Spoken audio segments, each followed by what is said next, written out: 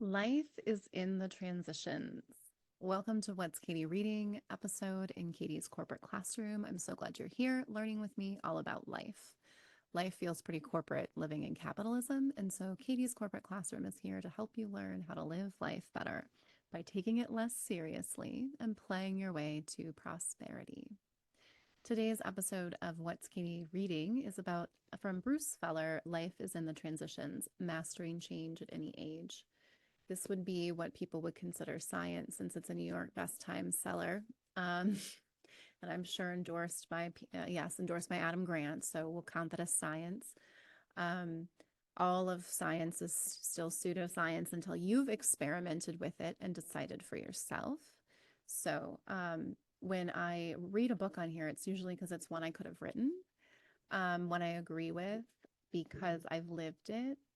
I do approach things from a logic place, which is experiment. You don't know unless you experiment. We know the placebo effect exists, and we also know epigenetics from science is also shows us that both scientific tools show us that we are our greatest experiment. Biology of Belief by Bruce Lipton that I talk about, doctor, he's a real one, um, is the founder of epigenetics, which we have scientific community consensus around.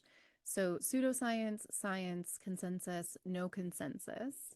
I always encourage people to, in the transition, experiment with something new, and then you can get rid of it if you think it's crazy or if it didn't work for you. But to not take it too seriously, to just enjoy the experiment. And there were some things in this section on reshaping your life, which is part 2 of this book. He talks about accept it. And when I help people transition, heal, move forward, there is a 3-step process I speak to. It is allow, accept, embrace. And the way that the scientific community and people that have written about this describe this as the messy middle, the long goodbye, and the new beginning. And they sort of form a triangle when they think about that. And this is why we know grief isn't linear. The brain isn't always linear. Time isn't linear. In fact, if you were in China, you would learn that time is vertical, not horizontal. If you are an American, you know, and I don't actually know every part of the world, I just know America. We have a timeline that goes horizontally.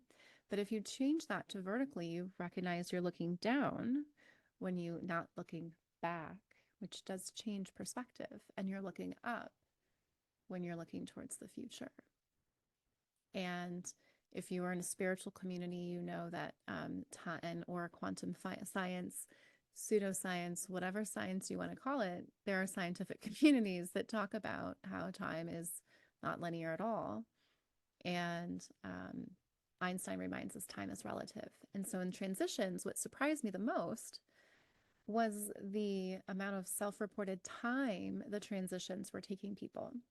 And in that self reporting, he holds space for recognizing that some of the people he was interviewing were not done with their transition. And so recognizing that the majority of people in transitions say that the messy middle is the hardest, which is typically where I meet people. Those people, if they're lucky, start a long goodbye or have already started the long goodbye and we'll get to transition into that new beginning. Now, I say lucky, I don't really mean lucky, but depending on where they are in that stage, they may bump into the new beginning while we're working together. Often, but always they're bumping into a new perspective and rewriting their story that they're telling themselves in the transition. And I like to remind people, just like he mentions here, that the best stories are written while you're in the transition. And every good story writes itself. So you need to allow, step one, surrender. You need to allow the story to unfold and you need to allow the good story to write itself. And you'll forget to do this because you're human. Same, which is why we get rewrites. And you don't need a pencil and a pen and an eraser to go back. You just simply continue shifting that perspective and shifting the way you breathe, the way you perceive the world through breath. is something that he doesn't talk about, but is in my Heart Math experience courses on my Katie's Corporate Classroom podcast. And what also we need to remember is that time and transitions are self-reporting taking much longer than people anticipate. In fact, less than 13% of people in transition said it took a year or less.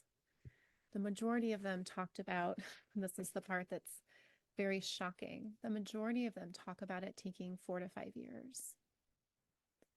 And then the second amount of majority is still taking more years than that. I just want to pull it up here so I can give you the exact stat. 6 to 9 is the second highest self-reported.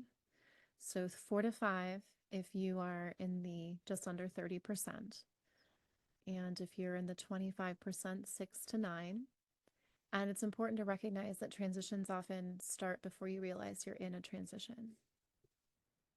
I often tell a story of how I just woke up one day and I did something different and it changed the course of my life. But if I really look back at that story, well, there's all these moments where that transition was happening and experiences I needed to have. That's the messy middle. So sometimes it feels like, because when I finally ripped it off, that was my new beginning. And new beginnings are the favorite part that people have.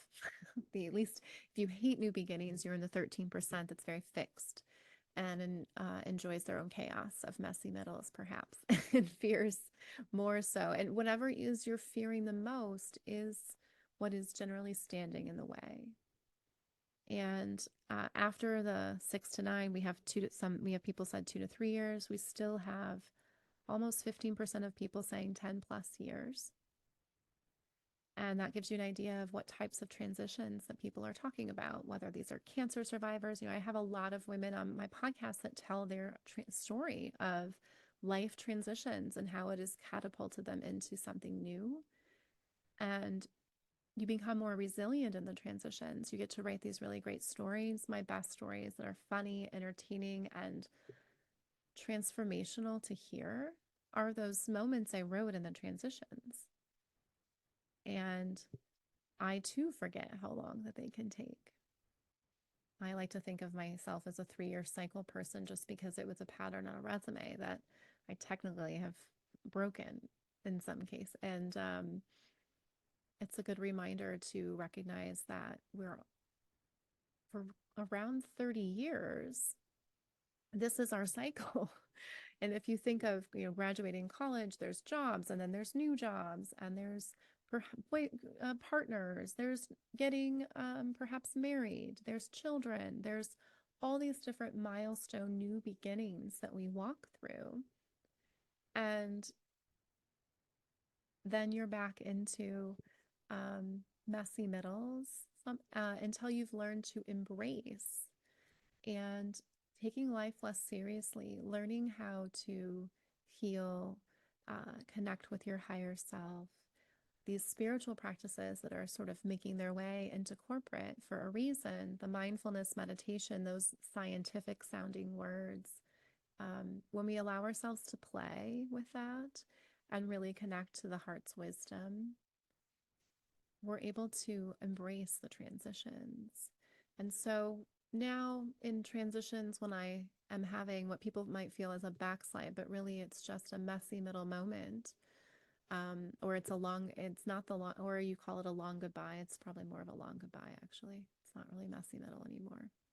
In that long goodbye, though, there's these really amazing experiences and wisdom that comes after the experience. They're like these, these ups and downs.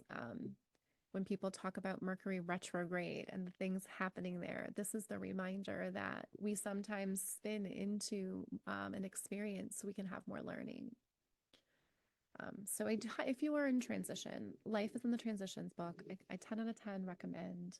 It's good to be seen. He offers great tips on shedding and all kinds of people that like structure. You can also listen to my podcast and learn a little bit more about transitions. I also love the Reinvention Warrior podcast for hearing inspiring stories of how to take action and reinvent yourself through transitions.